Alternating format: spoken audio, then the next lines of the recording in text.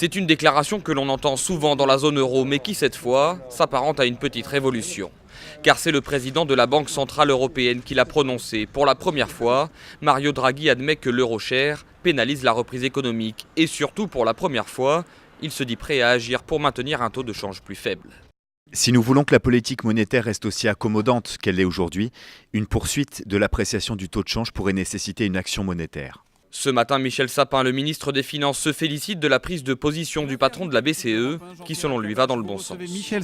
Oui, l'euro est aujourd'hui trop fort, anormalement fort, et c'est une gêne pour l'ensemble des pays européens. C'est à la Banque centrale de dire ce qu'elle a à dire. Moi, je m'aperçois d'une chose, c'est qu'elle a parlé fort ce week-end et que déjà ce matin, les marchés en tiennent compte. Depuis 2012, le taux de la monnaie européenne s'est renchéri de 10% par rapport aux autres monnaies. À la fin de la semaine, il fallait presque 1,40 $ pour avoir 1 euro.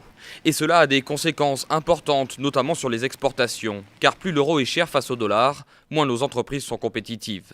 Cette déclaration semble en tout cas avoir été bien reçue par les bourses. Ce matin, le taux de l'euro était en baisse sur les marchés asiatiques.